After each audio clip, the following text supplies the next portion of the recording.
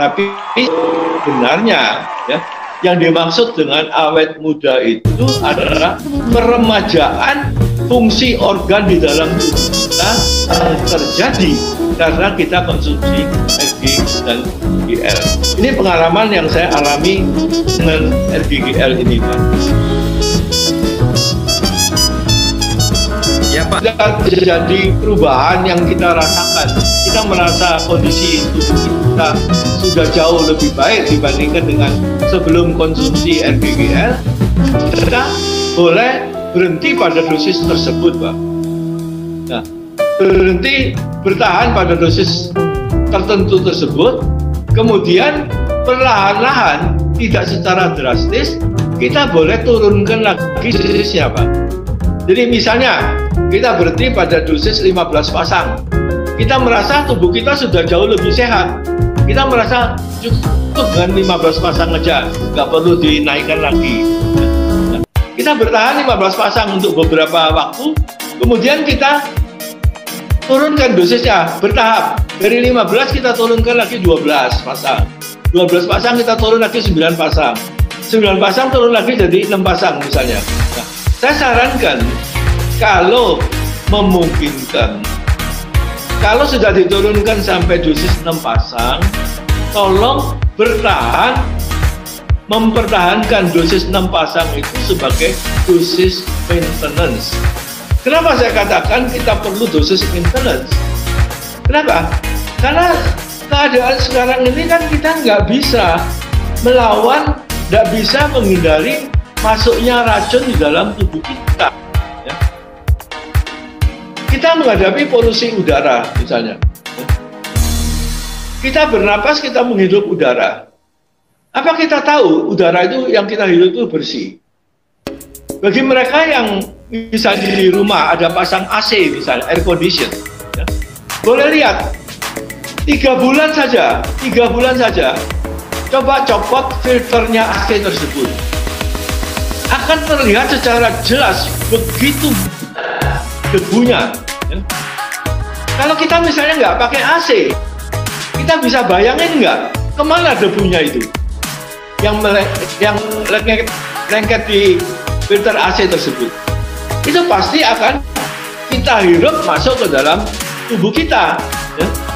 Begitu pula dengan kalau kita misalnya konsumsi makan, apakah kita bisa hindari ada misalnya bahan pengawet atau macam-macam yang lain, ya? Itu pokoknya jadi selama kita tidak bisa menghindari polusi-polusi seperti itu, ya, selama itu pula kita wajib konsumsi RG dan G. Ya. Kalau kita tanya, kita boleh bandingkan dengan kalau kita misalnya mempertanyakan, ya, sampai kapan kita perlu berhenti minum RGGL. Kita boleh bandingkan dengan kalau kita mandi, Pak. Kalau kita pagi hari sudah mandi, kenapa sore masih mandi lagi? Kan di pagi kita sudah merasa bersih badan kita, ya toh? Nah, begitu pula dengan bayangan yang kita harus munculkan pada saat kita konsumsi RGGL. Kalau kita merasa dengan konsumsi RGGL itu kita merasa sudah sehat, tapi karena kita tidak bisa menjamin masuknya racun, masuknya polusi dan keadaan-keadaan yang lain ke dalam tubuh kita, nah, selama itu kita perlu untuk konsumsi RG dan GL. Jadi supaya badan kita ini tetap terjaga, tetap sehat walafiat, ya, kita tidak terganggu. Ya. Itu dapat saya. Bapak, ini rupanya saya ada tertarik nih, kalau Bapak tadi sudah sekian puluh tahun mengkonsumsi yang namanya RG sama GL. Ini ada pertanyaan ini. Boleh kita tampilkan, Pak, ya? Ini satu pertanyaan ini, mumpung ada kesempatan nih, Pak. Ya, betul. Pola makan tetap kita jaga. Jangan karena kita konsumsi RGGL, kemudian kita makan semaunya. Jadi misalnya ini, ya, kita ke diabetes, kita tahu kita sudah kena diabetes, gulanya tinggi. Jangan karena kita konsumsi RGGL, karena kita merasa sudah konsumsi anorektik, kemudian makanan tidak kita kontrol. Nah ini sama aja dengan cari penyakit. Saya sendiri meskipun sudah rutin konsumsi RGGL, saya tetap menjaga pola makan. Jadi kalau dulu segala macam saya bisa makan, Pak. Tapi sekarang saya menghindari makan jeroan, Pak. Saya nggak mau lagi makan jeroan. Saya nggak mau lagi makan nasi terlalu banyak. Kenapa? Tahu bahwa nasi itu merupakan karbohidrat, dan karbohidrat ini sumber bencana pabrik gula, Pak. Jadi kalau kita kena diabetes, kena penyakit gula, sebaiknya kita mengurangi porsi nasi, diganti dengan yang lain, diganti dengan sayur, diganti dengan buah dan yang lainnya. Jadi bukan berarti kita nggak boleh makan karbohidrat sama sekali, tapi kita mengurangi. Kemudian khusus untuk saya sendiri, pada saat ini yang saya lakukan adalah saya mengurangi makan daging warna merah. Jadi kalau kita menghadapi hidangan, kalau ada bermacam-macam menu, saya tidak akan sentuh daging warna merah. Saya makan ini yang lain. Jadi itu yang saya lakukan, meskipun saya konsumsi GBL itu sudah jangka panjang dan secara rutin, dan sudah pernah konsumsi dosis. Dan satu hal pengalaman saya banyak, saya pernah mencoba untuk mengetahui apakah konsumsi RGGL itu membuat kita kecanduan atau enggak. Saya konsumsi RGGL dengan dosis bebas, sampai 30 pasang. Sesudah jangka waktu cukup panjang, saya hentikan sama sekali, Pak. Saya hentikan sama sekali, 3 bulan saya tidak konsumsi RGGL. Saya mau tahu apa yang saya rasa sesudah konsumsi begitu lama, kemudian tahu-tahu saya hentikan, 3 bulan saya tidak konsumsi RGGL. Ternyata biasa-biasa saja, Pak. Saya nggak merasa kecanduan, ya, artinya harus cepat-cepat minum RGGL lagi karena kondisi fisik berubah, enggak. Ini saya yakin ini hebatnya Ganoderma kita. Tidak balas, Pak, yang berlaku di Bapak? Tidak ada kekhawatiran, Pak. Karena secara umum, tindak balas itu tidak terjadi jangka waktu yang lama. Biasanya sekitar 20 hari itu tidak balas itu akan hilang dengan sendirinya, Pak. Jadi untuk mengatasi tidak balas itu yang sangat saya anjurkan adalah untuk memainkan dosisnya, Pak. Pada saat kita meningkatkan dosis konsumsi RGGL, pada saat kita merasa terbebani dengan reaksi tidak balas tadi, yang harus kita lakukan adalah yang pertama, mengubah pola konsumsinya. Kalau semula kita konsumsi sebelum makan, kita ubah jadi sesudah makan. Dengan mengubah waktu konsumsi ini, kadang-kadang reaksi tidak balas itu langsung berhenti. Atau yang kita lakukan adalah menurunkan dosis. Misalnya, pada saat kita sampai pada dosis kita konsumsi 6 pasang, misalnya terjadi sesuatu yang kita rasakan dan kita merasakan sangat membebani aktivitas kita. Nah, kita bukan turunkan dosis. Dari 9 pasang, kita turunkan 6 pasang. Nah, dengan melakukan penurunan dosis itu juga reaksi tindak balas itu biasanya langsung sirna, Pak. Nah, kecuali kalau misalnya terjadi reaksi yang kita pahami itu merupakan reaksi tidak balas, tapi untuk jangka panjang itu misalnya tidak berhenti, berkelanjutan terus. Nah, ini mungkin kita harus mencermati apakah adanya gejala yang menyerupai tidak balas tadi, jangan-jangan ini merupakan hasil scanning. Hasil scanning artinya Ganoderma itu kan melakukan pendeteksian, dan kalau ketemu penyakit tersembunyi, penyakit ini langsung dibongkar, dimunculkan ke permukaan supaya kita bisa tahu dalam badan kita ada penyakit seperti itu.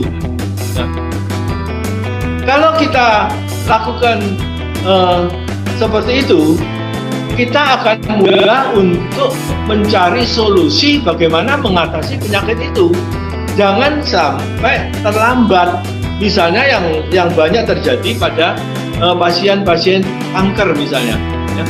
Banyak pasien kanker itu yang terlambat mengetahui adanya penyakit di dalam tubuhnya itu. Begitu dia tahu, kondisinya sudah dosis tinggi, sudah tahap tinggi ya. Sulit untuk mengobatinya, Pak. Nah, ini yang kita artinya bisa banggakan ya, adanya manfaat atau cara kerja scanning di dalam badan kita ini, sehingga kita bisa mengetahui lebih awal adanya penyakit tertentu di dalam badan kita. Nah, semua yang saya katakan mengenai cara kerja ini, Pak ya, ini sebetulnya merupakan rahasia dari ganoterapi ya, yang ada di dalam brosur yang awal pertama dikeluarkan oleh perusahaan. Ya, seperti yang saya tunjukkan ini brosur RG ya. Ini brosur RG, ini brosur GL ya, brosur RG dan GL. Ini kalau kita cermati ya, poin-poin yang ada di dalam brosur ini sangat luar biasa sekali, Pak. Kalau kita bisa mendalami isi brosur ini, kita bisa mendalami ganoterapi. Ini manfaatnya luar biasa sekali, Pak. Kita bisa dengan leluasa menawarkan RGGL itu kepada siapa saja tanpa khawatir, Pak. Tanpa khawatir nanti ada masalah. Ya. Dan kita perlu mengetahui ya, dan jangan meremehkan ya, artinya kadang-kadang begini, karena kita belum sempat mempelajari secara mendalam mengenai cara kerja RGGL ini. Kita belum tahu bahwa proses scanning, clinching, dan balancing itu bisa memunculkan reaksi tidak balas. Karena kita tidak mengetahui, kita tidak beritahukan konsumen kita. Ya. Karena konsumen itu tidak diberitahu lebih dulu. Kalau kemudian dia mengalami, apa yang terjadi? Wah, dia anggap RGGL ini ya benar ini. Ya, mau minum RGGL untuk menyembuhkan, tahu-tahu malah nggak karu-karuan. Ya. Nah ini terjadi karena kita tidak memberitahukan adanya reaksi tidak balas. Ya. Jangan ragu mengenai reaksi tidak balas ini. Ada mengenai reaksi tidak balas ini diulas di dalam brosur ini. Ya. Nanti mungkin leader-leader yang punya banyak domain di dalam jaringannya nanti bisa minta, artinya mungkin bisa diminta WA-nya isi daripada brosur-brosur ini. Ini memang brosur ini sudah tidak dicetak ulang, ya, tidak diulang. Saya nggak tahu ada permasalahan apa dengan Balai POM, tapi konon katanya dikhawatirkan terjadi overclaim. Ya. Padahal apa yang ada isi daripada brosur ini merupakan hasil penelitian DSN selama bertahun-tahun. Kita mesti mengetahui RGGL ini menggeluti bisnis Ganoderma itu sudah sejak tahun 1983. 1983 sampai 1993 itu bisnisnya masih dalam bentuk raw material, belum dikapsulkan. Baru pada tahun 1993 RGGL ini baru dikapsulkan dan dijalankan bisnisnya sistem multi level marketing. Kemudian hal lain yang saya perlu ulas juga, ya. RGGL kenapa harus dikonsumsi berpasangan? Ya? Kita harus tahu bahwa RG dan GL itu bahan dasarnya murni Ganoderma, murni jamur linci warna merah. Ya. Kalau RG itu yang umurnya 90 hari, kalau GL itu yang usianya masih 18 hari, yang masih berbentuk ecilium. Ya. Nah, kenapa dibagi dua? Karena pada saat usia 3 bulan dan pada saat usia 18 hari itu ada kandungan-kandungan tertentu yang berada pada puncaknya, ya. Itu semua juga ada di dalam brosur yang saya katakan ini. Ada ceritanya di dalam brosur ini. Jadi kita nggak perlu ragu dalam hal ini, ya, karena ini sudah berdasarkan riset bertahun-tahun, ya. Jadi kalau kita ambil mulai 83 sampai sekarang, ya, itu sudah berapa? Sudah 39 tahun. Ya. 39 tahun pasti sudah banyak sekali riset yang sudah dilakukan. Ya. Kenapa kita mesti ragu terhadap isi daripada brosur ini?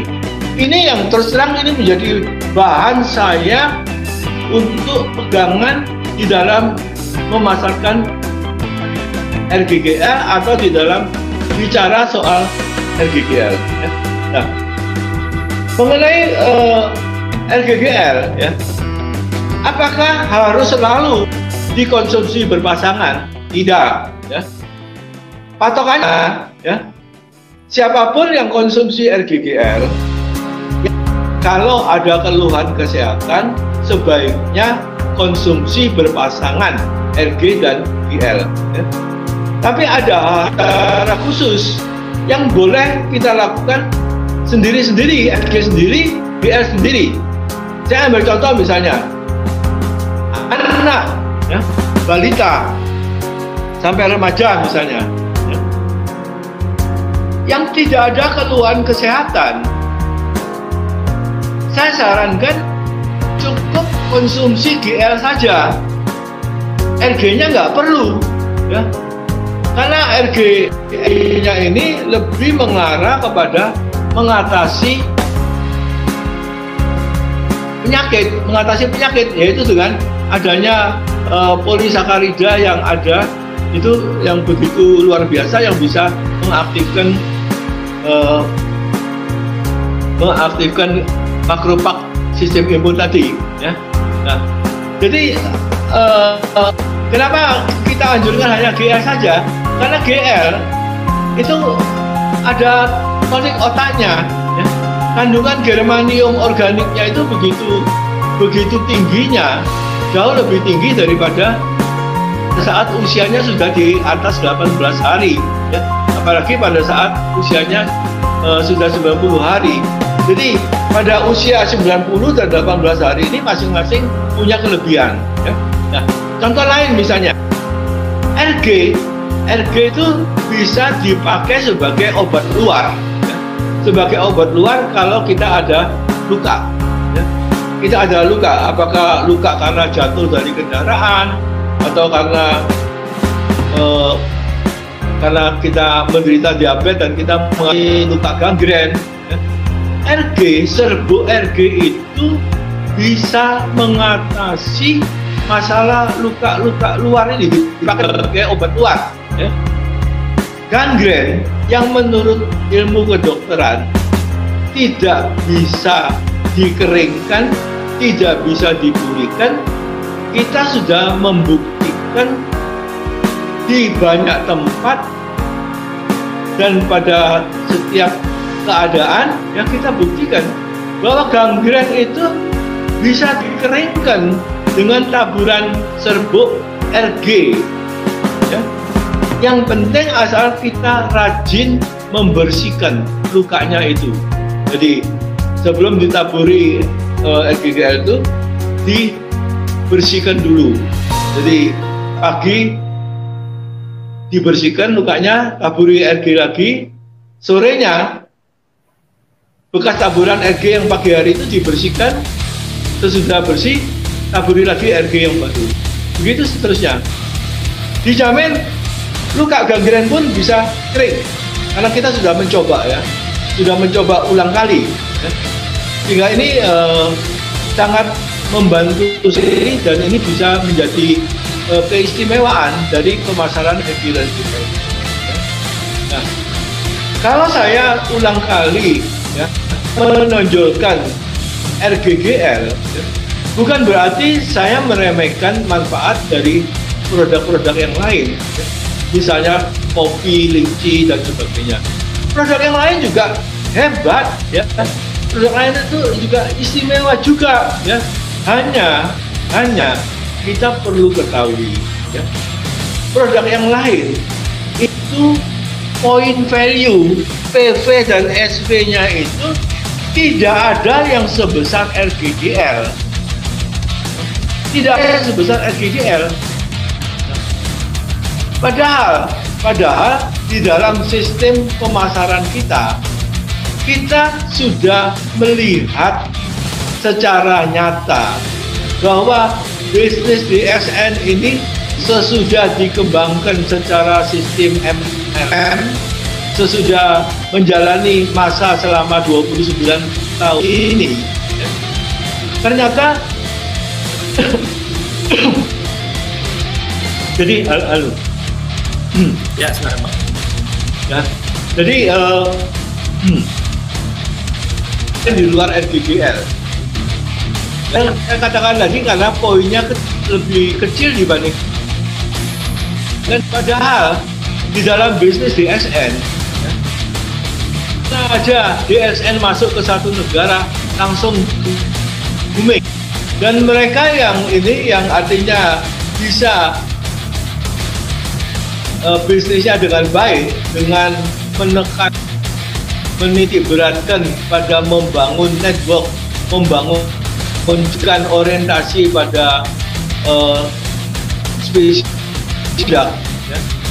Kita lihat itu dimungkinkan untuk kita inginkan besar. Ya. Ya. Kita tahu DSN ini bukan bisnis kacangan, DSN ini bisnis besar. Ya.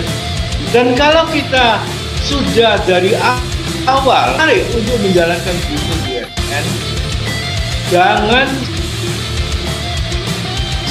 bisnis DSN dan hanya dengan bisnis kecil.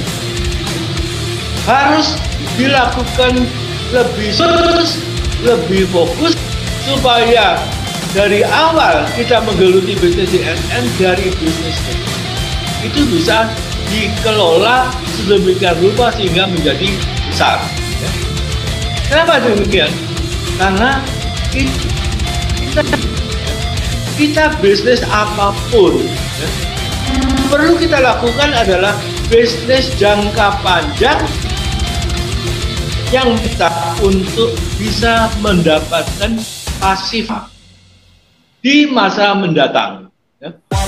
Jadi kalau pada awal melakukan kegiatan DSN itu kita tidak atau belum bisa mendapatkan penghasilan besar, itu disebabkan karena kita tidak konsentrasi fokus di membangun jaringan atau kalau kita melulu jualan saja, ya, kalau kita melulu jualan aja, misalnya jualan kopi, ya, Kalau kita nggak bangun network, kita sendirian mau jualan kopi. Apa mampu kita misalnya dalam 1 bulan jualan 1000 kopi, 1000 bag kopi? Nggak mungkin kan? Tapi kalau kita bangun network, itu kan seperti misalnya kita punya toko, kemudian kita kepengen omset toko ini lebih berlipat ganda. Caranya gimana? Membuka cabang toko di mana-mana. Begitu pula dengan membangun network ini. Ya. Jadi usaha kita manfaatkan karena kita masuk di dalam satu perusahaan, merupakan perusahaan besar, ya, merupakan perusahaan besar. Kenapa kita mesti kecil-kecilan? Kenapa kita tidak mengikuti langkah perusahaan? Kita membesarkan bisnis pribadi kita. Nah, ini yang perlu dipikirkan, perlu dicermati pada saat ini. Oke, Bapak. Saya kira begitu, Pak. Ya, terima kasih banyak di sesi pada